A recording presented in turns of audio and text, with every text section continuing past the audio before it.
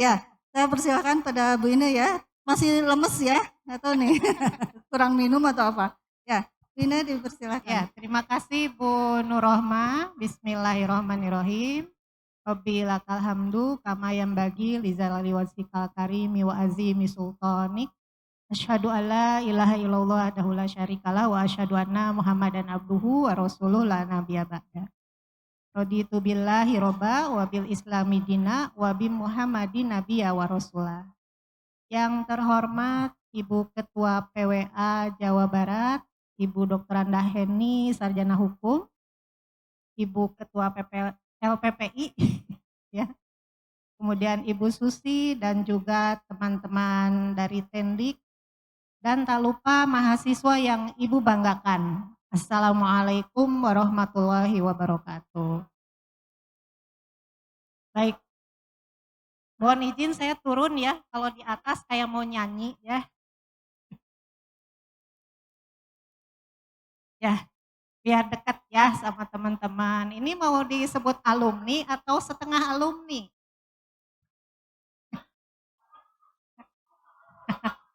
Oke, disebut mahasiswa juga bukan ya? Masih mahasiswa enggak? Oh masih. Masih ujian soalnya ya? Ya, ujian teh sepanjang hidup ternyata ya besok juga ada ujian ya.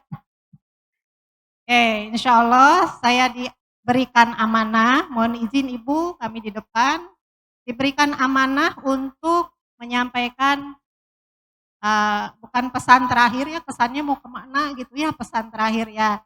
Insya Allah nanti ke depannya kita juga akan tetap menjalin silaturahmi ya. Di luar setelah ini juga kadang, bukan kadang sih sering ya, Ibu itu menerima WA, Japri gitu ya, ada yang minta supportnya, minta uang sih sampai hari ini nggak ada. Ya alhamdulillah ya, hanya minta support gitu. Nah kenapa sih perlu membahas tentang ini? Nih saya tanyakan ke Bu Nur ya, halnya ini kenapa harus membahas ini? Kira-kira kenapa coba? Boleh, ini mah kita ngobrol ya, bukan materi kuliah. Ada yang mau menyampaikan pendapat kenapa kita harus membahas ini lagi, pada udah sering ya diberikan pengingatan ataupun mungkin materi-materi di kelas. Kira-kira apa? Kang Jam-Jam? Abang di depannya yang kelihatan Kang Jam-Jam ya. Apa coba? Kenapa sih harus membahas ini? Agar mencari ridho Allah ya. Oke. Iya benar, ya benar. Kenapa diketawain? Benar ya. Oke, sekarang kita lihat. Nah, apa sih integritas? Ibu ambil satu saja pengertian integritas itu dari KPK. Apa tuh KPK? Apa KPK? Komisi Pemberantasan Korupsi ya.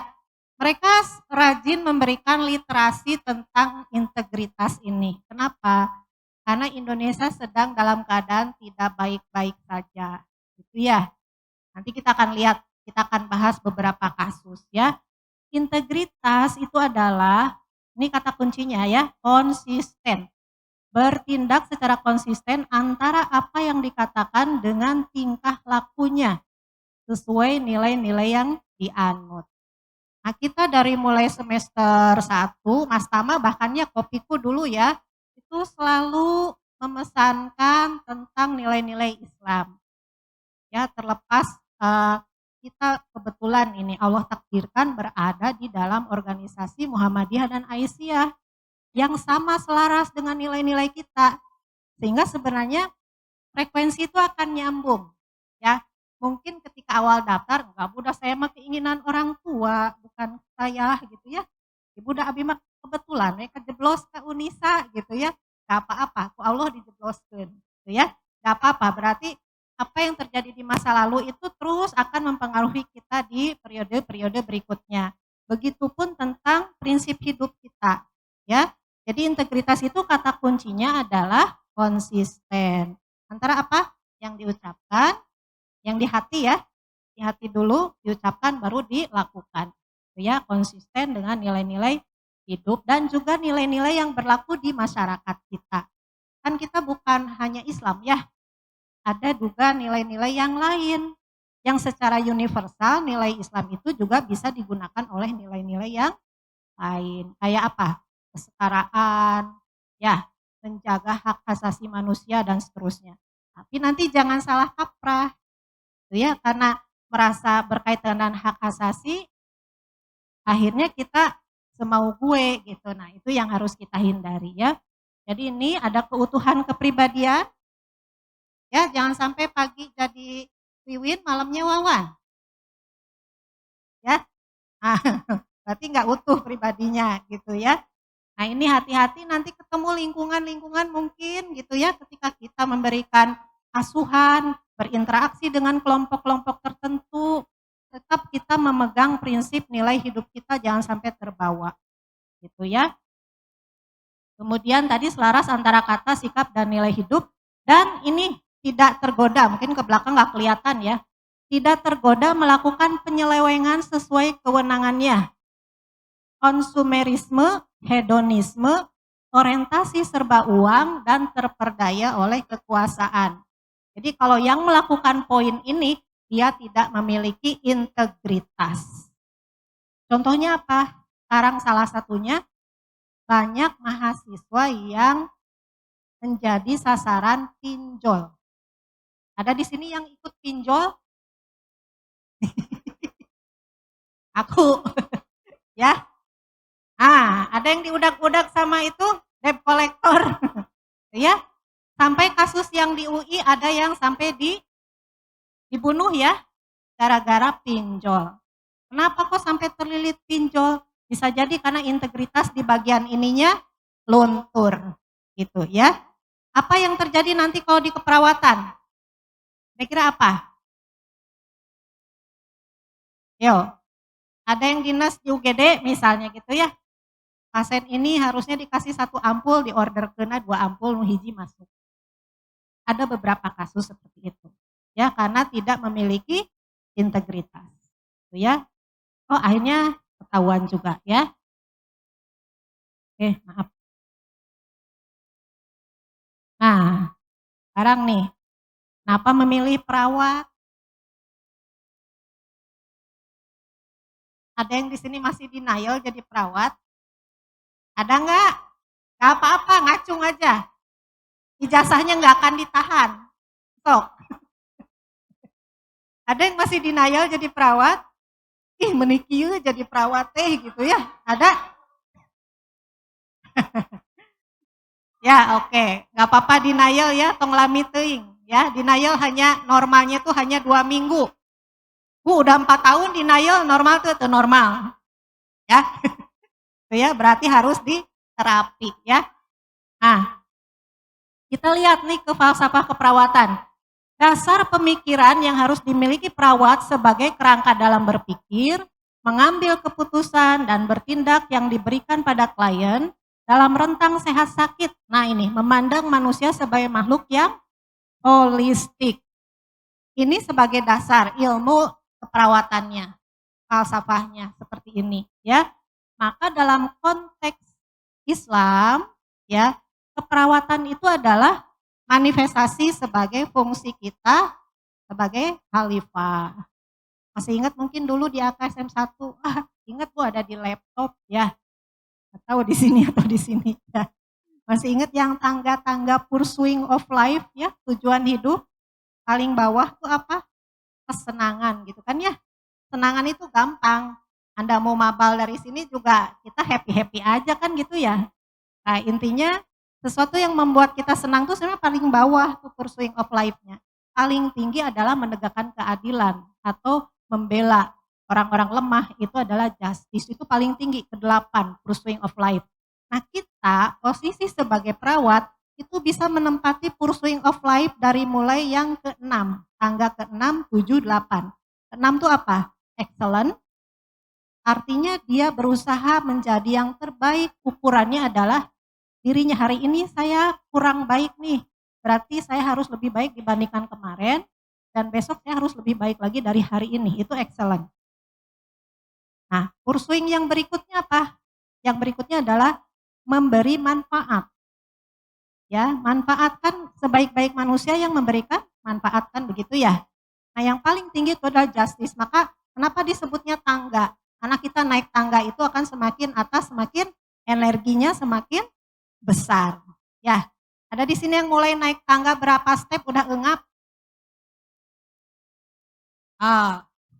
Dong jadi mahasiswa jompo, atunya eleh kayak ku ibunya, gitu ya. Bawa minyak angin, bawa koyo, ya itu ibu, itu minyak wanginya dosen Unisa, itu ya kayu putih, fresh care, ya karena memikirkan Anda-Anda semua supaya menjadi lulusan yang terbaik ya. Oke, berikutnya, nah maaf. Ini landasannya ya. Barang siapa memelihara kehidupan seorang manusia, maka seolah-olah dia telah memelihara kehidupan manusia seutuhnya. Kerjaan kita kan begitu. Kenapa kita bikin askep, ya enggak? Selama teman-teman praktek di rumah sakit, satu kasus aja atau beberapa kasus, pernah nggak dapat insight dari pasien? Insight itu hikmah yang bisa kita ambil gitu. Sehingga merubah sikap kita, merubah pola pikir, merubah cara pandang kita terhadap orang lain. Pernah nggak? Sering ya, yang sering bagus berarti ya. Oke. Barang siapa yang melepaskan satu kesusahan seorang mukmin, pasti Allah akan melepaskan darinya satu kesusahan pada hari kiamat, gitu ya. Barang siapa yang menjadikan mudah urusan orang lain, pasti Allah akan memudahkannya di dunia dan di akhirat. Allah senantiasa menolong hambanya selama hambanya itu suka menolong saudaranya. Ya, jadi profesi kita tuh benar-benar area yang potensinya besar untuk mendapatkan ini. Kuncinya kan satu, apa? Ikhlas, betul ya. Eta kuncinya murah, pintu surgana tetiasa dibuka. Ya, ibarat kita mau masuk rumah kuncinya hilang. Nah, gimana mau masuk rumah? Jebol jendela aja Bu, gampang gitu ya. Nah, berarti bukan sesuatu yang normal lagi seperti itu gitu ya. Nah, ini yang menjadi pegangan kita, ingat ya. Ini yang akan kemudian menjadi energi kita ketika nanti kita berhadapan dengan profesi kita yang konsekuensinya juga tidak ringan. Gitu ya. Mungkin tidak ringannya apa? Balasan dari materi misalnya gitu ya Bu, aduh lulusan SIJT geningan dihargaan sakieu gitu ya. Atau misalnya apalagi banyak lah godaannya gitu ya. Nah berikutnya, mengapa sih integritas itu penting dalam praktik perawat profesional? Pertama adalah kepercayaan pasien. Ini banyak teman-teman dari Cicalengka ya, yang sudah sehari-hari ngurus pasien, sudah berapa tahun ngurus pasien. Pasti akan merasakan bagaimana cara pasien mempercayai kita. Salah satunya adalah karena kita memberikan pelayanan yang terbaik, memberikan integritas yang baik pada pasien. Ya, kalau kita nggak menunjukkan itu bisa percaya nggak pasien kita? Contoh nih mahasiswa yang baru praktek, ada nggak pasien yang nolak, nggak mau sama teteh itu mah, mahasiswa maunya sama si AA ini? Ada yang pernah begitu? Ada. Seiring perkembangan waktu, seiring kemampuan kita memberikan yang terbaik, maka pasien pun akan percaya pada kita, ya enggak? Ya, nanti keberkahannya apa yang bisa kita rasakan? Tidak selalu dalam bentuk materi. Bisa jadi nanti kita punya jodoh yang soleh-solehah gitu ya. Ya enggak? Kak Fikri, betul? Ya. Kenapa lihatnya ke saya gitu ya? Ya, atau nanti mungkin punya anak-anak generasi yang soleh-soleha ya. Karena kita selalu mengurus orang lain dengan keikhlasan. Ya, ibu mah enak, dosen gak ngurus pasien, kata siapa ya. Tetap aja pasien kita kan luas, klien kita luas. Dari mulai level yang sehat tadi sampai level yang sakit. Ini klien kita di pendidikan gitu ya. Kan Anda bukan orang sakit, tapi kadang suka bikin sakit. Ya, tapi itu mah apa namanya sebagai perjuangan buat kita. Jadi obat malah ya, kadang melihat anak-anaknya kemudian berhasil, namanya mendidik mah pasti ada suka dukanya. Namun suka terus mendidik, aneh nanti ya, kita nggak akan pernah merasakan bagaimana mendewasakan anak gitu ya. Bagaimana kemudian anak juga merasakan yang namanya pahit, itu adalah justru untuk tumbuh bertumbuh ya. Kayak iklan apa coba? No pain, no gain. Jangan disebutin ya, ada di YouTube ya, tadi ya. Nanti harus itu ya, endorse ya. Oke. Nah, kemudian integritas itu juga merupakan modal untuk pengambilan keputusan etis. Ya, dilema etis itu sering kali terjadi di keluarga pasien, terutama pasien yang terminal ill. Ini gimana, apakah ayah saya boleh enggak nanti harus dipompa jantungnya? Tapi waktu itu pesan dia nggak mau, kalau misalnya udah kondisinya sakaratul maut, dia pengennya dilepas aja, nggak mau. Ada nggak tertulisnya? Ternyata nggak ada. Keluarga berbeda pendapat. Nanti suka begitu ya. Maka kita sebagai tenaga kesehatan kemudian dengan integritas kita punya nilai-nilai yang kita pegang, baik itu dari sisi hukum kesehatan dan juga sisi hukum Islam bagi yang muslim, maka itu menjadi dasar kita dalam membantu pasien mengambil keputusan. Gitu ya. Gitu. Kemudian pencegahan konflik kepentingan. Nah, yang seperti apa kira-kira mencegah konflik kepentingan? Contoh misalnya, ada ieu mah pejabat misalnya gitu ya. Datangnya tuh kalau UGD kan harusnya berdasarkan triase ya. Bukan berdasarkan pangkat dan golongan gitu maksudnya. Nah, itu ya. Jadi karena kita punya integritas, maka kemudian kita lebih memprioritaskan pasien untuk dilakukan tindakan itu memang berdasarkan triase.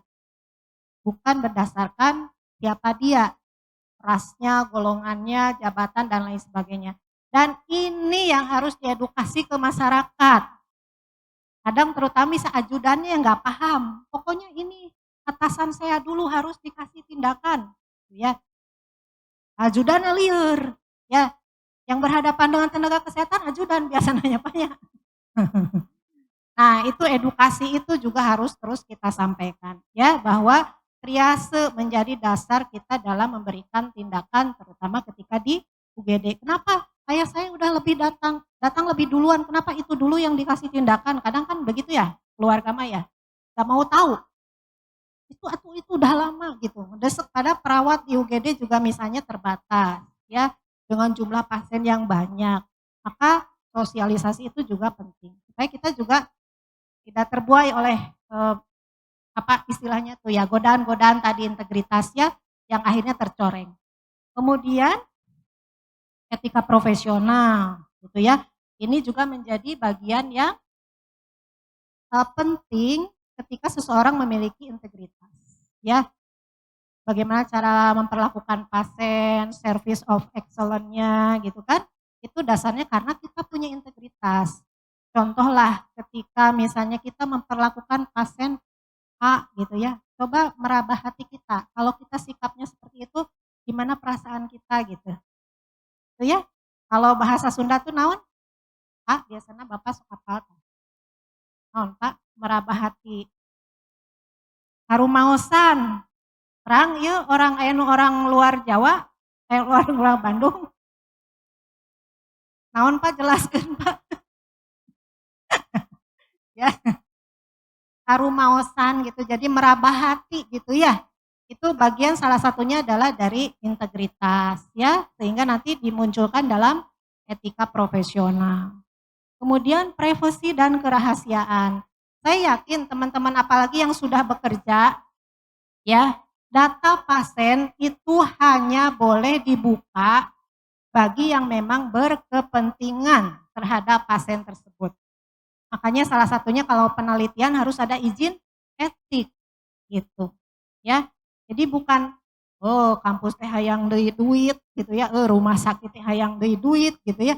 Bukan, karena itu untuk keselamatan pasien dan kerahasiaan data. Ada klausul di dalam etik itu kalau data sudah digunakan itu harus dihancurkan.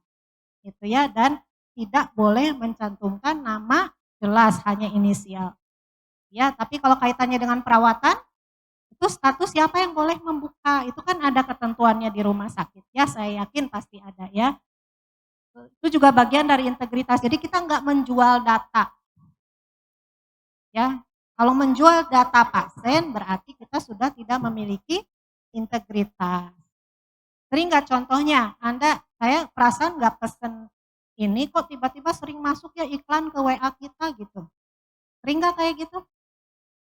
Ya, kadang kita ikut misalnya pelatihan di mana atau yang webinar gratis ya dengan syarat harus menyebar ke berbagai grup. Pernah nggak dapat begitu? Nah, ujung-ujungnya nomor kita itu, Ibu sering mengalami begitu ya, karena memang bagus sih webinarnya misalnya tentang kualitatif, tentang kuantitatif, tentang statistik gitu. Tapi ujung-ujungnya iklan tuh banyak banget masuk ke nomor kita. Ya, berarti itu tidak menjaga ini sebenarnya, ya, tidak punya etika sebenarnya. Gitu ya, ketika kita menjual data orang lain tanpa sepengetahuannya, ya. Kemudian terutama ini peningkatan standar praktik integritas itu. Ya. Bayang kalau kita tidak punya integritas, saenakna dewe gitu ya. Semau-maunya kita, berarti kita akhirnya tidak memenuhi standar praktik yang seharusnya. Ya, standar praktik keperawatan ada berapa? Jadi juga ujian sih. Hilap beli ngadadak ya, tuh ya udah itu aja disimpan aja ya, nanti tinggal dipraktekkan ya. Nah, ini ada hadis dari Bunda Aisyah radhiyallahu an, sesungguhnya Rasulullah SAW bersabda, sesungguhnya Allah mencintai seseorang yang apabila bekerja mengerjakannya secara sebaik-baiknya. Jadi konteks profesional di dalam Islam itu adalah bekerja sebaik-baiknya. Ya, jangan sampai nanti beririsan dibentur-benturkan dengan udah ini mah urusan duniawi lah. Seiniunnya we sakahayuna urang gitu ya. Sekejarnya kita we lah santuy gitu ya. Akhirnya kita tidak memperhatikan standar, bekerja membahayakan pasien gitu ya. Nah itu jangan dibentur-benturkan, maksudnya sebaik-baiknya itu bukan dalam konteks seolah-olah kita mengejar duniawi, bukan. Gitu ya, karena pursuing of life untuk mengejar uang itu ada di level 5. Yang keenam tadi apa? Excellent. Ketujuh, manfaat. Kedelapan, justice. Jadi uang itu di bawah yang 3 ini. Maka kenapa uang perlu dikejar? Sebagai alat. Gitu. Bukan tujuan akhirnya. Kalau uang paling atas, siap-siapnya jadi gila. Ya, ketika uangnya tiba-tiba hilang, stres, depresi, bahkan bisa sampai bunuh diri dan bunuh orang lain. Gitu ya. Nah, pesan dari AIPNEMA, tahu kan AIPNEMA ya? Nah, Asosiasi Institusi Pendidikan Nurse Muhammadiyah Aisyah, disingkat AIPNEMA, ternyata ada pesan di dalamnya. A-nya itu akidah yang lurus, ini ciri profesional, perawat profesional Islami ya. Akidahnya lurus, punya integritas dan inovatif, profesional, niat ikhlas beribadah, E-nya edukatif dan komunikatif, kemudian mampu bekerja sama dan amar ma'ruf nahi mungkar. Mungkin di dalam proses pembelajarannya sudah merasakan kelompok misalnya berubah-berubah ya, atau misalnya kemudian kita harus adaptasi, berinteraksi dengan berbagai macam tipikal manusia yang ada di dalam kelompoknya gitu ya. Bagaimana kemudian kita menata hati, kan begitu ya? Gitu tidak? Menata hati, ya belajar menerima kelebihan, kekurangan orang lain. Itu baru di dunia kampus. Nanti di dunia kerja gimana Pak? Dunia kerja lebih toleran atau lebih tidak toleran? Dalam arti kita akhirnya harus mengikuti aturan-aturan yang berlaku di institusi kita. Ya, maka pengorbanan kita untuk memiliki, bukan pengorbanan sih, kewajiban kita untuk memiliki integritas itu akan terasa sekali ketika sudah mulai masuk ke dunia kerja. Gitu ya. Oke, berikutnya. Nah, etika ya yang tadi berkaitan dengan akhlaknya ini sebenarnya ya. Berkaitan dengan teman-teman bisa eksplor ayat-ayatnya. Ini Ibu memberikan garis besarnya ya. Pertama adalah dari landasannya An-Nahl 125, kita adalah sikap empati atau yang disebut kalau di dalam ilmunya Watson itu 9 karatif. Masih ingat 9 karatif itu mata kuliah falsafah tingkat 1 semester 1 ya, falsafah ya? Sudah lupa falsafah. Ya. Ya, nah ini empati, kasih sayang, kepedulian terhadap kondisi fisik dan emosional pasien. Itu landasannya dari An-Nahl ayat 125. Kemudian kejujuran dan kepercayaan di Al-Ahzab ayat 35. Ya, itu nanti silahkan dieksplor ya. Kerjasama tim medis itu ada saling tolong menolong. Di sini dasarnya di Al-Maidah. Ya. Kemudian kerahasiaan dan privasi, ternyata ini diatur di dalam Al-Quran, An-Nur ayat 27. Gak boleh saling membicarakan, ya kalau mau menerima informasi harus dicek dulu kebenarannya gitu. Itu prinsip-prinsipnya. Gitu ya, itu semua sebenarnya banyak di dalam Al-Quran, ini hanya sebagian saja ya. Keterampilan dan pembelajaran berkelanjutan. Nih teman-teman yang alih jenjang, ngapain sekolah lagi kalir-lir misalnya gitu ya. Itu enggak, udah kedah, nanti enggak naik golongan. Nanti enggak penyesuaian gaji. Enggak apa-apa, niat awalnya begitu. Tapi setelah kita tahu sebenarnya kemana arahnya, larinya gitu, aturan itu dibuat oleh pemerintah, kembali ke larinya adalah ke integritas yang tadi. Itu ya, salah satu tanggung jawab kita, tenaga profesional, harus punya sense untuk terus belajar sepanjang hayat. Mau informal, mau belajar formal, itu silahkan. Ada beberapa yang izin hari ini tidak datang karena pelatihan. Kita dukung. Ya, yang penting nanti bisa koordinasi dengan LPPI. Ada yang lagi pelatihan HD, ada yang lagi ngisi seminar, itu bagus berarti dia pengembangan keilmuan. Ya, jadi teman-teman di sini kebanyakan yang sudah karyawan tuh punya peluang yang besar untuk pengembangan keilmuannya, menginformasikan, mengedukasi gitu ya. Nah, itu adalah bagian dari etika perawat profesional. Nah, strateginya gimana supaya tetap memiliki integritas ya. Ini bukan Pak Ahmad ya, mirip Pak Ahmad. Ini siapa coba? Awal ya, ada yang hafal ya. Kang Awal ya. Pertama ada masih ingat prinsip maqasid syariah? Yang 5 dari siapa ini? Imam siapa? Asy-Syatibi. Ya, jadi jangan Maslow saja yang dikenang. Ya, harus sudah kalau kita mah patokannya, prinsipnya bukan KDM-nya Maslow, tapi KDM-nya dari Imam Asy-Syatibi. Ya, ini yang utama, memelihara agama, akal, jiwa, harta, dan keturunan. Ini yang paling wajibnya harus ada, sehingga ketika kita ingat prinsip ini, ya salah satunya di sini kan ada yang sudah jadi orang tua ya, ada ya. Mungkin misalnya anak-anaknya itu dimasukkan ke sekolah Islam, TK-nya TK Islam, SD-nya SD Islam gitu ya. Bahkan sekarang ada sekolah negeri yang kosong peminat, sampai nangis kepala sekolahnya. Kenapa? Karena mungkin idealisme orang tua ingin anaknya terpapar oleh nilai-nilai Islam, banyak yang ke swasta akhirnya. Itu ya, karena lebih mementingkan ini memelihara agama, akal, jiwa, dan keturunannya. Ya, kita juga mengurus pasien sama ini nanti dasarnya. Sehingga tetap akhirnya kita memiliki integritas yang baik ya. Kemudian niatkan bekerja itu adalah ibadah. Sebagaimana kemarin juga ketika kuliah, kita ingatkan kuliah itu bagian dari ibadah ya. Nah ini apabila telah ditunaikan sholat, maka bertebaranlah kamu di muka bumi dan carilah karunia Allah dan ingatlah Allah sebanyak-banyaknya supaya kamu beruntung. Ya, jadi ketika kita bekerja, zikir kita itu dengan ya kita bekerja.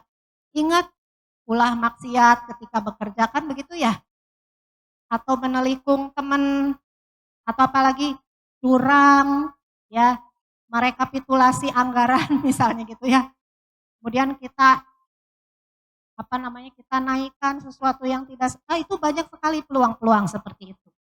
Ya, padahal kata Allah syaratnya untuk bisa untung, ini bukan Pak Untung yang di sana ya, pariwisata, tahu Pak Untung?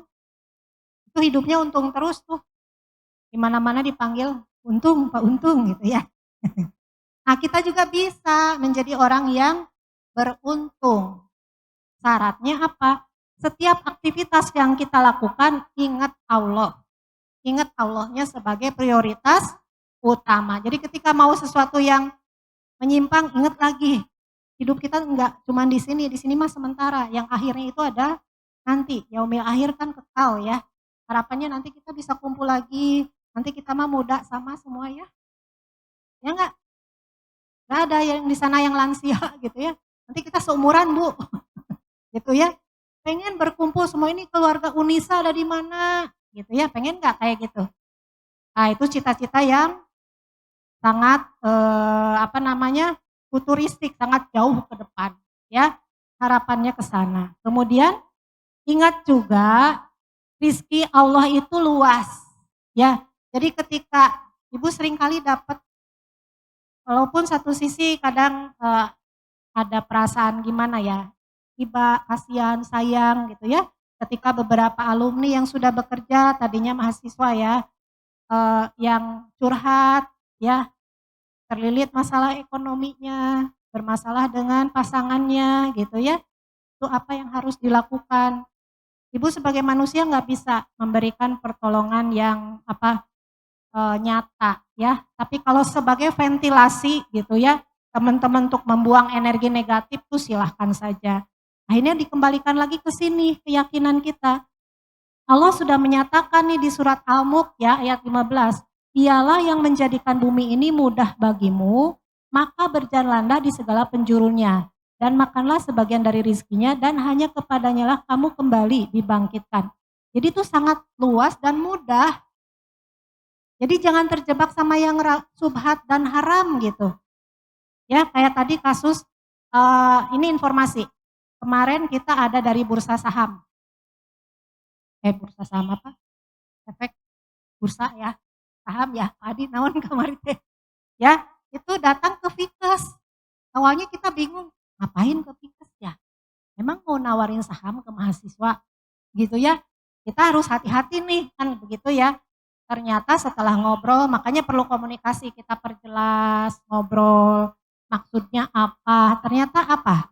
Ada keinginan mereka mensosialisasikan literasi tentang keuangan dan investasi. Ternyata kata mereka, datanya ya dari mereka itu 17% pemegang saham itu adalah pelajar dan mahasiswa. Ya, di luar pengusaha kan bukan angka yang kecil 17% itu kalau dihitung secara Indonesia. Ya enggak? Ya. Dan ternyata dipecah lagi paling banyak dari mahasiswa tenaga kesehatan. Jadi banyak yang tergiur dengan pinjol-pinjol. Pinjol, judi online, terus hati-hati dengan mereka juga memesan. Hati-hati Bu dengan yang pay later. Ada di sini yang suka check out pakai pay later atau GoPay pay later? Hati-hati. Karena data kita sudah masuk ke mereka, data kita bisa digunakan orang lain. Pernah ada kasus yang dia tidak pernah menggunakan pay later sama sekali, akhirnya harus kena tunggakan sampai 15 juta. Ya, nah ini yang kemudian sesuatu yang memprihatinkan karena barangkali ini penyebabnya. Ketika merasa sempit dalam sisi ekonomi, akhirnya mencari jalan yang mudah. Ya, nah ini hati-hati ya. Apa strategi yang lain? Yang paling utama ini, mengamalkan Al-Quran, belajar sepanjang hayat. Ibu berharap dari sini mungkin nanti nasibnya akan berbeda-beda.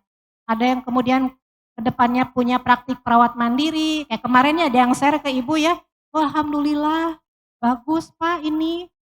Itu saya sudah 8 bulan Bu berjalan. Dan ATSM-nya saya pakai di situ, SEP-nya juga dipakai buat pasien, itu senang. Ya, Ibu posting. Ibu senang kalau misalnya dapat kabar-kabar dari mahasiswa. Ada yang mungkin jalannya jadi pendidik. Ya, contohnya kayak Bu Aryani, Pak Alpin, Bu Eli, itu anak-anak ibu dulu yang ibu didik. Ya, hanya ada yang jalurnya ke sana. Siapa tahu di sini juga ada yang begitu. Asalnya di lapangan. Kemarin ada yang dari alumni juga. Bu, saya sekarang sedang apply S2 Bu di Jakarta. Dia perawat asalnya di rumah sakit negeri. Kemudian pindah ke Jakarta karena penempatannya di sana. Kemudian melanjutkan. Sok jadi penerus.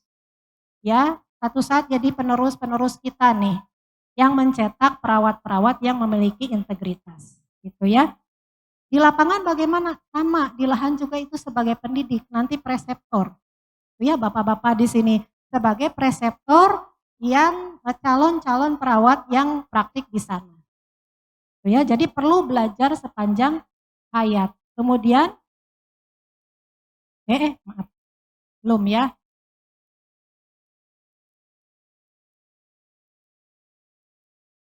Mana tadi?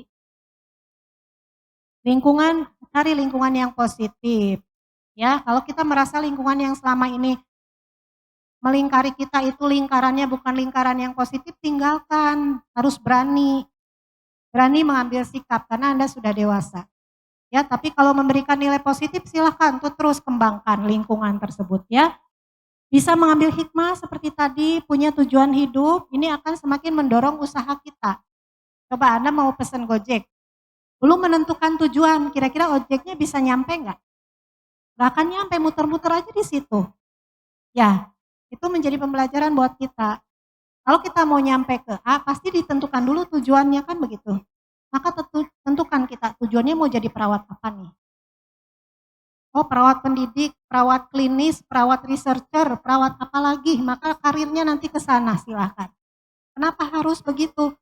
Apa kemanfaatannya nanti kan begitu ya yang bisa kita berikan untuk umat gitu ya dengan peran kita sebagai perawat ya. Punya teladan dalam tokoh Islam, tazkiyatun nafs rutin dan juga riadoh. Riadoh itu latihan ya, latihan sabar. Coba ketika kita berdoa sama Allah, ya Allah tolong berikan saya kesabaran, dikasih masalah, ya enggak? Bukan langsung kamu tiba-tiba jadi sabar gitu ya, kan enggak. Ketika kita pengen ikhlas, dikasihlah sesuatu pilihan-pilihan yang rumit bagi kita. Yang akhirnya membuat kita akhirnya terlatih untuk bisa ikhlas. Terlatih untuk bisa sabar. Kayak gitu ya, makanya nggak mungkin orang tuh lempeng hidupnya, nggak mungkin. Ya karena dia manusia. Ya jadi kalau yang sudah berpasangan nih, kalau melihat istrinya ada kekurangan, suaminya ada kekurangan, karena dia manusia. Namun nikahnya jeung malaikat, nah karek sempurna. Dia tidak punya kekurangan, kesalahan, dosa gitu ya. Tapi selama pasangan kita manusia ya wayahna gitu, wayah tuma gitu ya. Wayahna kita harus bisa beradaptasi ya, menerima kondisinya. Di surat Al-Ankabut ayat 69, Allah bersama orang-orang yang berbuat baik dan orang-orang yang bersungguh-sungguh untuk mencari keridhaan kami, benar-benar akan kami tunjukkan kepada mereka jalan-jalan kami. Ya, sesungguhnya Allah benar-benar berserta orang-orang yang berbuat baik. Tadi Bunda Heni juga sudah menyampaikan ini ayatnya ada di Al-Ankabut ayat 69 ya. Kita sungguh-sungguh pasti ada jalannya. Dulu waktu awal masuk kuliah jadi maba, bingung nggak? Aduh jadi maba teh kumahanya, aduh ke kuliahna kumaha, aduh nyusun skripsi bagaimana, gitu ya. Tapi kenyataannya sekarang bisa terlampaui UKOM kemarin. Waktu TO gimana hasilnya? Kayak zona merah, zona kuning, zona hijau gitu ya. Ya itu bukan untuk merendahkan Anda, enggak gitu ya. Tapi hanya sebagai baseline saja. Ya, Bu saya belum berhasil, enggak apa-apa. Keberhasilan setiap orang itu ada waktunya masing-masing. Selama kita kuncinya ini saja. Kuncinya sungguh-sungguh saja. Niatkan, bersungguh hati ada jalan keluar. Intinya begitu ya. Selebihnya yang cemas, yang khawatir, udah simpen aja dititipkan ke Allah. Ya titipin aja. Kalau dalam berdoa kita begitu. Ya Allah saya nggak kebayang, saya kuliah tuh akan bagaimana, lulusnya akan seperti apa, saya nggak kebayang. Saya titipkan ini kepadamu ya Allah. Berikan saja saya kelancaran, kemudahan memahami dan seterusnya. Gitu ya, udah jalan. Bismillah. Gitu ya. Nah, kemudian di At-Taubah, dan katakanlah bekerjalah kamu halangan naon Pak ieu teh? Padi akan melihat Allah ya, Allah dan Rasulnya. Allah akan melihat pekerjaanmu, begitu juga Rasulnya dan orang-orang mukmin. Dan kamu akan dikembalikan kepada Allah yang mengetahui yang gaib dan yang nyata. Lalu diberikannya kepada kamu apa yang telah kamu kerjakan. Maksudnya begini, kadang nanti ada tuntutan-tuntutan ya di rumah sakit. Contohnya sekarang harus S1, harus profesi gitu ya. Ya sudah lakukan saja. Mungkin ada selentingan atau orang yang mengatakan, "Ih kamu meni duniawi pisan, jang naon sih sakola, udah aja gini aja kita mah," gitu ya. Atau kalau di dosen nih, dosen tuh harus ngisi sister, ngisi BKD dan lain sebagainya. Harus mengurus kenaikan pangkat dan jabatannya sebagai dosen. Bukan sekedar kita bangga memiliki jabatan itu, bukan. Karena ada tanggung jawab moral yang harus kita kembalikan kepada masyarakat dengan kewenangan kita tadi. Dan keberuntungannya adalah semakin tinggi kesempatan kita memiliki entah itu jabatan, entah itu peluang apapun lah dari sisi finansial misalnya ya, maka kesempatan kita menolong orang lain harusnya lebih luas. Ya, bukan hanya sekedar yang imah, yang naon deui. Boleh ya untuk punya misalnya mengembangkan kebutuhan pribadi silahkan. Tapi niatkan semua itu untuk Allah ya. Syukuri nikmati profesi kita sebagai perawat karena tidak semua orang memiliki kesempatan atau memahami keutamaan menjadi tenaga kesehatan. Ya enggak? Ada yang masih mencibir ya, perawat gitu ya, pembantu dokter gitu ya, pelayan gitu ya. Ternyata di profesi dokter juga sama, masyarakat tuh ada juga yang stigmanya kamu mah hanya melayani masyarakat. Siapa yang lebih, kamu kalau nggak ada kita nggak ada pasien, kamu nggak bisa bla bla bla dan seterusnya. Ya, jadi nikmatin aja karena tidak semua orang paham juga tentang profesi kita ya. Kemudian ingat di surat Ibrahim, semakin kita bersyukur Allah akan semakin menambah ya. Jadi syukuri saja. Bagaimana kalau sudah lelah? Ada yang sudah exhausted, kelelahan. Apalagi kemarin waktu pandemi ya, itu pasti luar biasa tenaga kesehatan itu selalu harus di garda terdepan ya Pak ya, apalagi ketika pandemi. Ya, dan pandemi itu tidak hanya satu kali mungkin terkejadiannya, entah nanti ke depan akan ada apa lagi. Ya, tapi yakinkan saja ini yang akan kita dapatkan ya. Nah, Ibu udah tulis nih, sabar ya gantinya ampunan dosa dan pahala gitu ya. Dan bahwasannya seorang manusia tidak memperoleh selain apa yang telah diusahakannya, dan bahwasannya usahanya itu kelak akan diperlihatkan kepadanya, kemudian akan diberi balasan kepadanya dengan balasan yang paling sempurna. Yang paling sempurna. Kadang sering gak kita dapat keajaiban dari Allah? Oh tiba-tiba ada jalannya.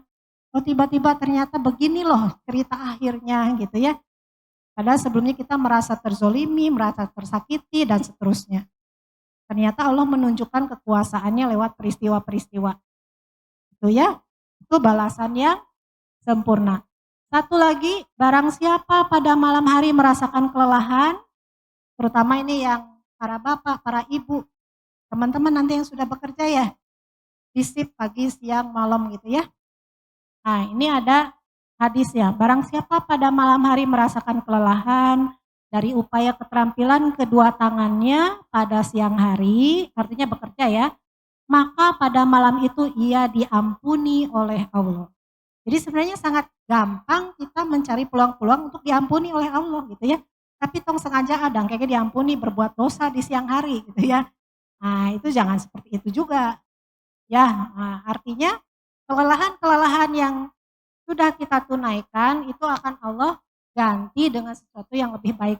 Apalagi kalau di sini ada bapak-bapak yang tugas utamanya memberikan nafkah ke keluarga lewat profesionalismenya, ya. Jadi boleh karena itu juga bagian dari ibadah, silahkan, ya. Oke. Ini terakhir. Punten ini harus eksis ya karena ini juga bagian dari tugas saya sebagai mahasiswa ya. Oke, jadi ini hanya untuk memotivasi teman-teman. Siapa tahu nanti ada yang menyusul kita juga. Sampai mungkin dia jadi profesor di keperawatan ya. Amin, aminkan ya. Dari angkatan ini Ibu yakin ada beberapa yang nanti muncul. Amin ya. Dan bisa memperjuangkan hak-hak perawat dan juga pasiennya. Ya, begitu yang Ibu sampaikan. Billahi taufiq wal hidayah. Assalamualaikum warahmatullahi wabarakatuh. Assalamualaikum warahmatullahi wabarakatuh. Ya, silakan Bu ini untuk duduk dulu ya. Kan Bu ini 1 jam berdiri ya, kurang lebih 1 jam. Ya, sekarang ini ya, ini Bu ini doakan ya. Ini sekarang sebagai student ya, doktoral ya di Unpad ya. Mudahan lancar ya beliau dalam mengarungi belajarnya. Ya, nah sekarang ada termin tanya jawab ya. Silahkan manfaatkan sebaik-baiknya nih ya. Masih ada nih Bu ini ya. Jadi silahkan kalian kalau ada yang mau didiskusikan atau curhat atau ya. Curhat Mama Dedeh ya. Ini Mama ini ya. Ya, ini kan ada yang sudah bekerja nih ya. Pak ya sudah bekerja di mana dia? Al Ihsan. Di mana Pak? Oh, di Puskesmas ya. Ada yang di Al Ihsan, kemudian ada yang di mana? Cicalengka ya banyak ya. Silahkan kalau mau diskusi ya tentang implementasi ini ya.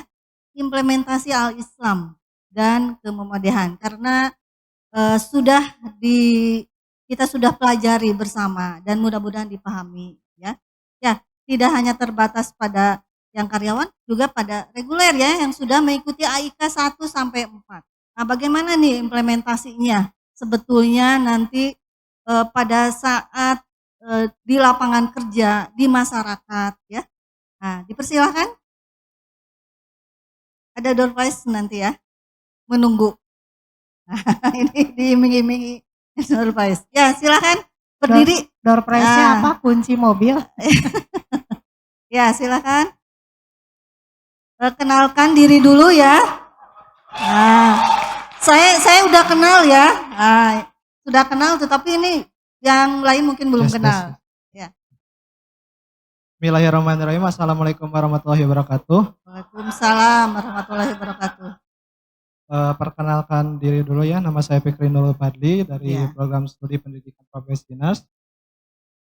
Izin bertanya Ibu terkait dengan integritas perawat sebagai profesional Islami. Jadi tadi dijelaskan bahwa kan inti dari integritas itu apa yang diucapkan dan apa yang diperbuatan itu sesuai. Tapi terkadang kita itu terlena juga apa yang kita ucapkan dan kita perbuatan itu bertolak belakang. Saya ingin bertanya bagaimana upaya atau cara supaya kita istiqomah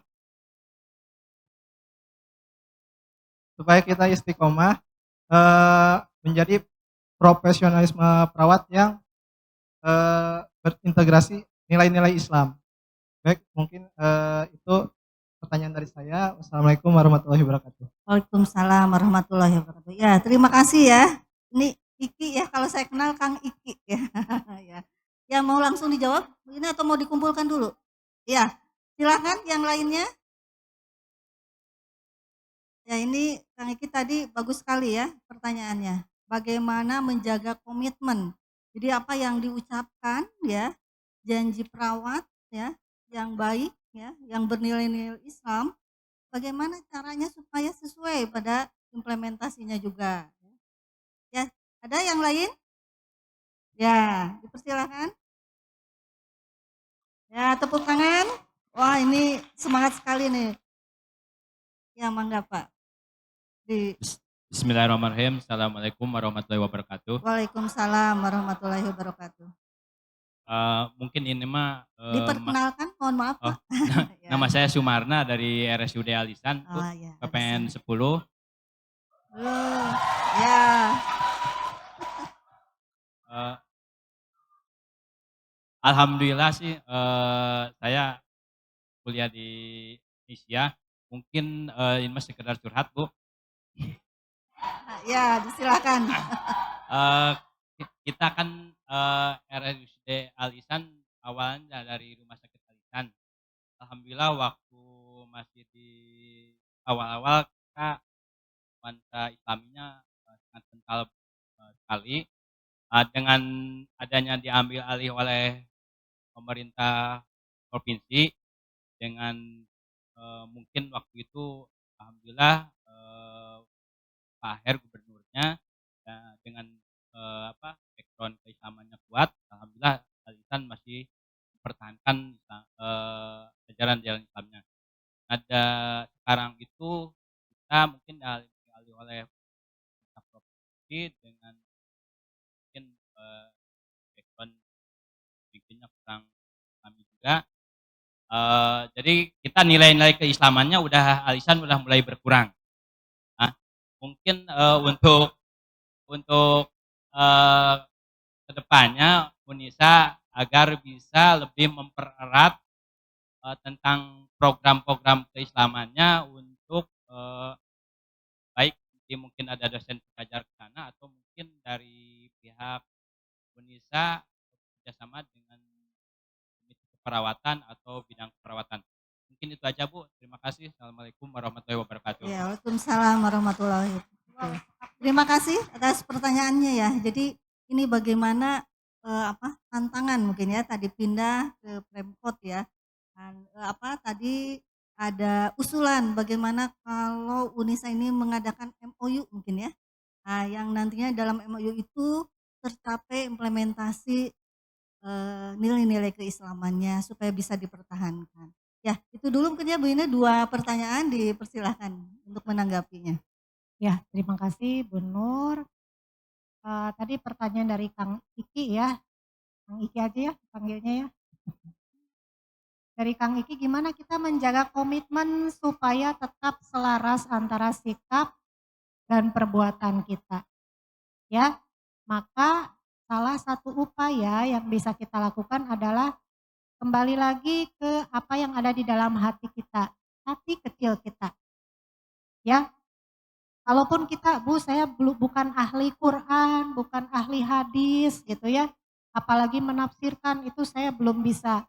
Gak apa-apa, kan yang penting ketika kita mengamalkan Al-Quran itu, kita paham sesuai dengan yang sudah ada terjemahannya dari Depag misalnya begitu ya.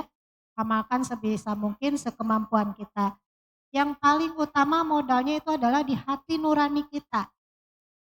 Kadang kenyataannya sering kali terjadi ketidakselarasan antara sikap dan perbuatan karena ada dorongan di dalam hati kita. Ya, ada bisikan di dalam hati kita untuk melakukan perbuatan tersebut. Contoh misalnya ya, kita sudah tahu antara teorinya misalnya secara lisannya bahwa perbuatan itu salah. Lisan itu kan kaitannya dengan kognitif sebenarnya, gitu ya. Tapi kenyataan ketika berbuat sesuatu yang akhirnya menyakiti orang lain, sering ya, sering kali. Dan kita sebagai posisi sebagai manusia sering kali terjebak seperti itu. Nah, itulah pentingnya kemudian kita melakukan rutin tazkiyatun nafs. Ya, seringkali beristighfar, paling mudah aja seringkali kita beristighfar. Gitu ya, beristighfar, mohon petunjuk sama Allah ya. Kalau kita sudah betul-betul menyerahkan hati kita, itu akan terlindungi dengan sendirinya. Gitu ya, akan terlindungi dan akan terjaga sikap dan perbuatan kita itu yang akhirnya selaras dengan apa yang kita ucapkan. Itu butuh energi besar ya. Makanya kenapa tadi butuh ada lingkungan yang positif.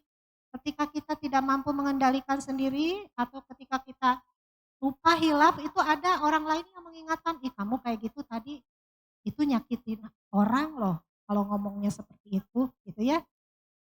Karena dia mungkin bagi dia merasa itu bukan sesuatu yang menyakiti orang lain misalnya. Padahal kategori definisi muslim saja yang paling bawah ya, jenjang spiritual Islam itu kan paling bawah muslim. Paling atas asyakirin ya, masih ingat teorinya Pak Anugrah. Bukan teori Pak Anugrah sebenarnya, itu Pak Anugrah ngambil dari kitab ya. Majarisus Salikin ya, Bu Nur ya kitabnya.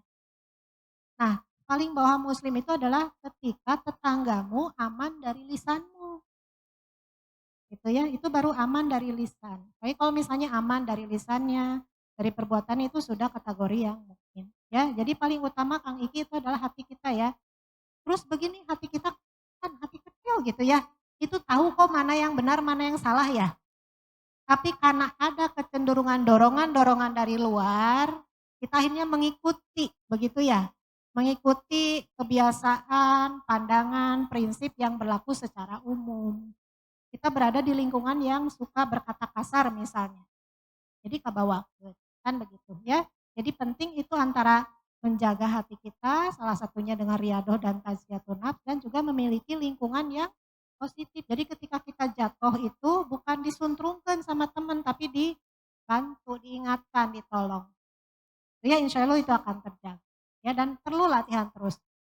Ya sama ibu juga sampai hari ini terus minta diingatkan, minta kemudian kita mohon doa sama Allah ya, supaya tetap kita bisa terjaga.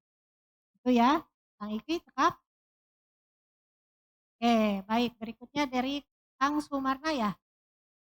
Pak Sumarna dari Ya. Al Ihsan. Kang Sumarna itu di Al Ihsan Pak, dinasnya? Di Al Ihsan ya. Ya, memang sebenarnya ini tantangan bagi semua rumah sakit sebenarnya ya. Bagi semua rumah sakit itu tantangan untuk bisa tetap konsisten dengan nilai-nilai yang dianut. Ya, dan itu butuh upaya dari seluruh pihak. Ya, dan bagus usulannya tadi dari pendidikan, ada kerjasama. Insya Allah kalau MOU itu sudah ada apa ya, tinggal bagaimana nanti kita rutin mengadakan event-event yang bisa melibatkan kedua institusi untuk mengadakan semacam training-training atau pelatihan atau webinar yang menguatkan jati diri kita sebagai tenaga profesional yang islami. Ya, insya Allah nanti ke depan kita realisasikan dalam bentuk MOA-nya, MOU-nya sudah ada. Jadi MOA yang berjalan kita sampai pada tahap untuk pendidikan itu praktik ya, mahasiswa di sana dan teman-teman sebenarnya sudah terpapar untuk preseptor. Tapi kan di sana tuh bukan hanya preseptor, ada sistem ya Pak ya secara keseluruhan yang tentunya sistem ini sangat dipengaruhi oleh pucuk pimpinan dan ke bawah-bawahnya. Ya, jadi kalau nanti di Al Ihsan tuh sudah punya target untuk menjadi rumah sakit syariah, saya yakin nanti juga tersertifikasi syariah, saya yakin itu langkah-langkah itu juga akan ditempuh ya. Dan budaya untuk Islami ini memang menjadi tanggung jawab semua. Jadi di Jawa Barat itu, di Bandung khususnya, rumah sakit syariah itu baru satu ya di Al Islam yang terakreditasi. Dan Mukisi itu sebenarnya rutin mengadakan akreditasi syariah. Bahkan di Tangerang ada rumah sakit umum yang ingin diakreditasi juga secara syariah karena pasiennya banyak yang muslim. Jadi insya Allah itu sebagai upaya-upaya yang memang perlu dukungan semua pihak ya Kang ya. Jadi nanti ini bisa dikomunikasikan, dibicarakan, dan kalau dari pendidikan kita bisa tindak lanjuti dalam bentuk MOA. Ya, begitu Pak. Terima kasih. Ya, bagaimana Pak Sumarna? Apakah sudah cukup? Alhamdulillah ya. Ya, masih ada waktu ya, selama 5 menit. Ya, dipersilahkan. Nah, ini semuanya ini ya, akang-akang dan bapak-bapak dari sebagian besar ini mahasiswinya ya. Ya, mangga dipersilakan. Baik, terima kasih Ibu Moderator. Izinkan saya Heru, saya kelas dari Cicalengka. Cicalengka. Ya. Pertanyaan sih umum, bagaimana sudut pandang terwujudnya profesi perawat yang berakhlakul karimah, integritas profesional untuk konteks yang saya sampaikan sekarang.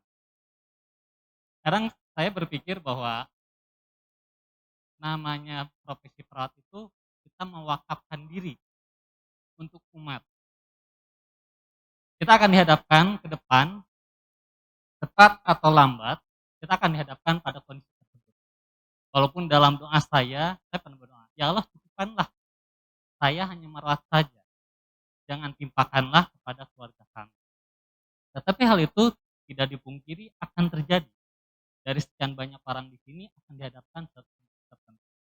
Kondisi tertentu yang dimaksud adalah ketika kita misalnya baik sudah menikah ataupun belum menikah, kita akan dihadapkan. Keluarga kita diberi cobaan sakit. Di rumah ada yang sakit, mau itu pasangan, ayah, bunda, atau anak. Tapi sisi yang lain, kita juga punya tugas. Tugas itu apa? Kita harus bekerja melayani umat. Satu sisi keluarga kita sakit, satu sisi kita juga harus menunaikan kewajiban.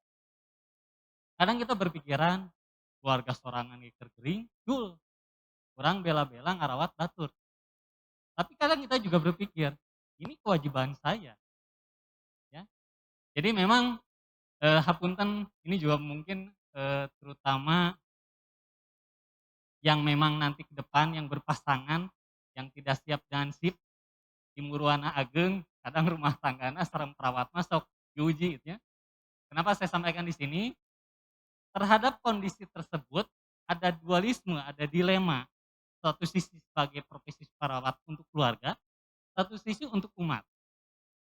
Dari mana menempatkannya dari sudut pandang bahwa kita profesi yang berakhlak karimah punya integritas dan profesional. Satu nuhun.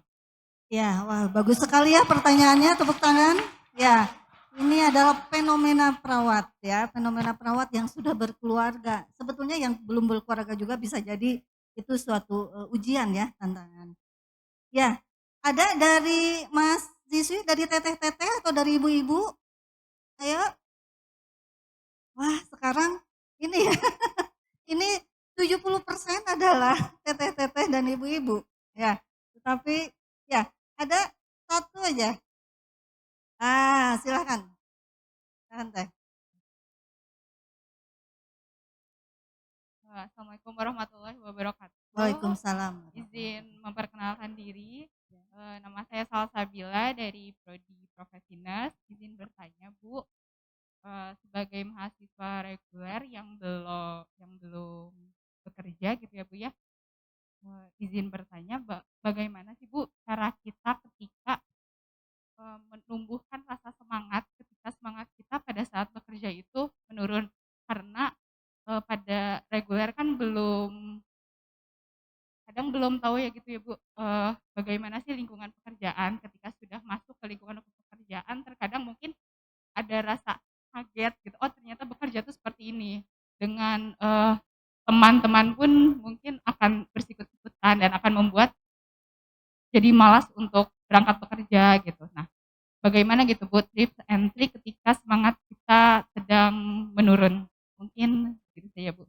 Ya, terima kasih ya atas pertanyaannya. Mungkin cukup ya, Bu Ine 2 ya. Ya, silakan Bu Ine untuk memberikan komentarnya pada 2 pertanyaan, 2 fenomena tadi ya. Baik, terima kasih Bu Nur. Dari Kang Heru tadi ya, Kang Heru ya. Betul, itu bisa jadi dilema. Betul ya, dilema di keluarga. Ketika kita sebagai tenaga kesehatan yang profesional dituntut bekerja juga secara profesional. Apalagi ketika tiba-tiba ada tugas. Bapak jadi sukarelawan, ada gempa misalnya di Cianjur, meninggalkan keluarga berhari-hari, sementara anak sedang sakit. Terus gimana? Cuti we atuh. Ya, bisa aja mengambil keputusan itu. Akhirnya apa yang penting untuk tetap menjaga integritas?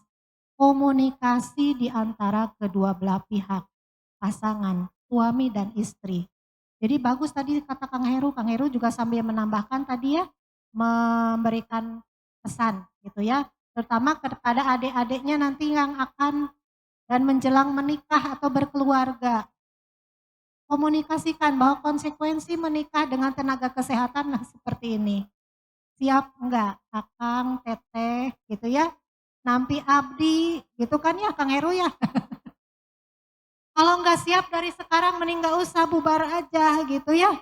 Nanti sering ditinggalkan shift malam, bahkan mungkin ada yang di OK nggak? Yang di OK suka on call, ya tiba-tiba baru aja belum juga nyampe tas itu ke meja. Ring, Kang ini ada pasien, Tito. Ya, kata istrinya, si bapak mahnya can ge ya geus masak tadi mun kitu mah mending teu masak gitu ya. Nah, jadi itu komunikasi di awal ketika fase ta'arufnya, kenalannya, sampaikan kondisi kita. Ini terutama yang perempuan. Yang perempuan nih mau kerja semua atau saya mah jadi ibu rumah tangga weh. Nah, bisa jadi ada yang memang ingin bekerja juga kan begitu ya. Sayang ilmunya misalnya. Supaya tetap berkembang, boleh. Ini pun komunikasikan dengan calon suaminya. Jangan sampai nanti cemburu karena dinas malam terus misal. Maknya sih seminggu dinas malam asa aneh gitu ya. Jangan-jangan dinas malamnya bukan di rumah sakit ya. Di mana? Gitu ya. Pertama kejujuran, keterbukaan, komunikasi itu penting untuk saling menjaga integritas. Ya, dan juga kepercayaan. Percaya bahwa Kang Heru teh nuju dinas wengi di rumah sakit. Ya. Sanes di mana misalnya, di mana Pak gitu ya. Itu ya. Jadi insya Allah dilema-dilema itu akan terminimalisir. Bagaimana ketika anak sakit? Kembali lagi, kalau misalnya kita masih punya toleransi dalam arti atasan juga manusia ya. Selama masih dalam koridor aturan, masih ada izin cutinya, masih bisa kemudian kita berbagi tugas dengan pasangan kita, itu bukan suatu kendala yang besar sebenarnya. Yang menjadi masalah itu adalah ketika kita memanfaatkan situasi. Akhirnya jadi konflik buat kita sendiri. Contoh begini, ada bempeng anak sakit, terusnya nggak masuk.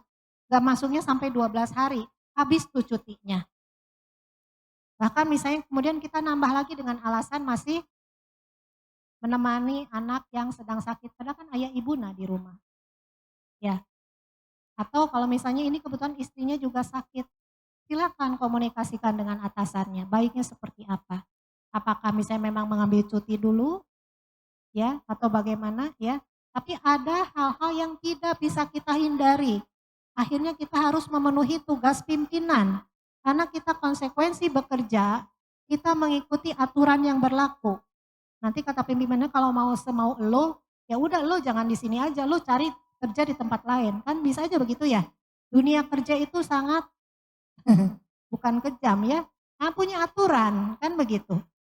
Tapi kalau istrinya nggak paham, merengek terus, atau rencangan kontrol, rencangan iya, hayo we ya. Nah, kecuali punya rumah sakit sendiri itu silahkan. Gitu ya. Jadi gitu ya Kang ya. Jadi memang komunikasi, keterbukaan, kejujuran, saling percaya, saling mendukung, itu akan menjaga integritas kita sebagai kepala rumah tangga di rumah, sebagai istri di rumah yang plus wanita karir misalnya gitu ya. Dan juga di tempat kita bekerja. Begitu ya, mudah-mudahan ini bisa sedikit menjawab ya dari Kang Heru. Berikutnya dari siapa tadi Mila? Fadilah. Gak kedengeran tadi namanya ya. Pakai masker gak kelihatan sama ibu. Gimana kalau kita udah nurun nih semangatnya? Apalagi yang muda-muda sekarang ya. Terbiasa kuliah kan misalnya duduk di ruangan. Kalaupun praktek jamnya itu betul-betul diatur oleh pendidikan kan gitu ya. Tapi kalau kerja kan beda lagi situasinya. Tiba-tiba shock, kaget, terus harus beradaptasi dan lain sebagainya. Turun tuh ada kalanya kita turun semangat, betul. Ya, itu tidak bisa dipungkiri. Ada kalanya ketika suatu saat kita merasa kelelahan tuh turun banget sampai udahlah pengen resign aja gitu ya. Udah gitu pengen cari yang lain. Bisa saja diambil keputusan seperti itu. Tapi ingat, dimanapun kita bekerja, kondisi itu akan selalu ada. Kita akan selalu bertemu dengan situasi kerja yang mungkin tidak nyaman buat kita. Kita akan selalu bertemu dengan orang-orang yang mungkin akan membuat kita tidak nyaman. Karena kita tidak bisa membahagiakan setiap orang. Kan begitu ya? Nah, gimana caranya? Kita coba merenung kembali, boleh ambil waktu dulu, sehari, 2 hari misalnya ya, saya belum bisa cuti Bu, berarti kita harus kontemplasinya pada saat malam, sepertiga malam ya. Pikirkan, sekian ribu orang banyak yang kena PHK, sekian ribu orang banyak yang menginginkan pekerjaan kita, gitu ya. Kita sudah mendapatkan pekerjaan itu, kenapa tidak kita betul-betul manfaatkan itu untuk pengembangan karir kita, ya, membahagiakan orang tua, bagi yang belum menikah, mumpung belum menikah. Kalau sudah menikah bagi perempuan, itu cuma satu tugasnya, taat sama suami. Gak ada tugas lain. Ya, kalau berpenampilan menarik itu harus sama suami istri. Jangan istrinya doang yang harus menarik, bari tadi modalan. Ya, modalnya apa minimal atau skincare ya, ai belakang fresh care gitu ya. Ya maksudnya itu mah kedua belah pihak, tapi kalau istri sudah seorang perempuan sudah menjadi istri, cuman satu dia tugasnya taat sama suami. Kalau sebagai ibu ya dia mendidik anak-anak kan begitu ya. Nah ketaatan ini gitu ya, itu ada syarat memang ya, syaratnya itu selama suaminya taat kepada Allah ya. Kalau sudah tidak taat sama Allah mah boleh, kita juga tidak taat sama suami gitu ya. Nah, jadi menjaganya seperti itu. Ingat, kalau kita sudah punya kesempatan peluang untuk bekerja, silahkan ambil. Jadikan itu sebagai lahan untuk kita membahagiakan orang tua. Mumpung kita masih dengan orang tua. Ya, karena kalau sudah menikah nanti fokus kita adalah kewajibannya kepada suami. Tapi laki-laki tetap memiliki fokus kewajiban kepada ibu dan ayahnya, terutama ibunya. Ya, terutama ibunya itu laki-laki. Jadi seorang istri jangan cemburu ketika suaminya memberikan sebagian penghasilan itu untuk ibunya. Itu nanti akan lingkarannya begitu ya. Nanti dia sebagai posisi istri dan ibu bagi anak-anaknya, dia pun akan diperlakukan sama nanti oleh anak laki-lakinya. Terus Islam tuh indah luar biasa ya sebenarnya ya. Gak ada yang istilahnya itu kesetaraan gendernya tuh di situ. Ya, Fadila, jadi tanamkan dalam hati kita ketika sudah mulai turun semangat, lihat orang lain masih banyak yang ternyata mencari-cari pekerjaan, bahkan sampai rela melakukan yang haram gitu ya. Nah itu salah satu untuk kita bersyukur dengan apa yang kita miliki saat ini ya. Dan tadi tetap kita harus berinteraksi dengan lingkungan yang positif. Supaya energi yang diberikan adalah energi yang positif. Ya jangan sampai udah kita capek, tidak termotivasi, ketemu yang sama-sama begitu. Ya, geus rahayu lah urang ngadugem weh, misalnya gitu ya. Atau tambah liur kena gitu ya. Nah, jadi cari yang positif. Ya, begitu. Mudah-mudahan tuh bisa menjawab. Terima kasih. Ya, terima kasih Bu Ine yang sudah membahas tadi ya.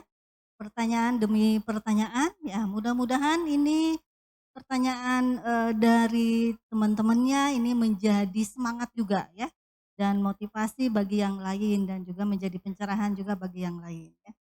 Ya, baiklah ini pada intinya ya, ini semuanya ya di sini udah ada yang menjadi profesi perawat ya karena sudah bekerja dan juga calon-calon perawat di sini ya. Nah, di sini alhamdulillah sebetulnya semuanya ini pingin kembali ya, pingin kembali pada fitrah ya, kebenaran ya, tanggung jawab ya, dan juga tanggung jawab sebagai hamba ya, kehadapan Allah Subhanahu Wa Taala, kemudian tanggung jawab pada keluarga, tanggung jawab pada masyarakat ya. Jadi intinya semuanya ingin menuju kebaikan ya. Mudah-mudahan dengan adanya pembekalan ini menjadi semangat ya yang membara, tadi panah-panah kalau Ibu Heni mengatakan menjadi panah-panah yang bisa menajamkan hati kita semuanya ya untuk berbuat amal soleh kebaikan gitu intinya. Ya, terima kasih ini pada Bu Ine jazakumullah khairan katsiran atas ilmunya ya, pengalamannya karena Bu Ine pernah bekerja kan di Rumah Sakit Al Islam ya, jadi ada pengalaman-pengalaman batin ya, dan yang bisa tadi di-share-kan.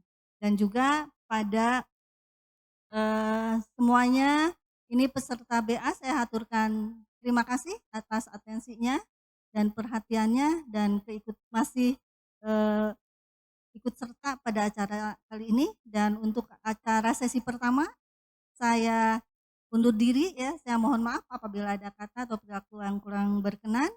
Nasrul minallah wa fathul qarib wa basyiril mu'minin. Assalamualaikum warahmatullahi wabarakatuh.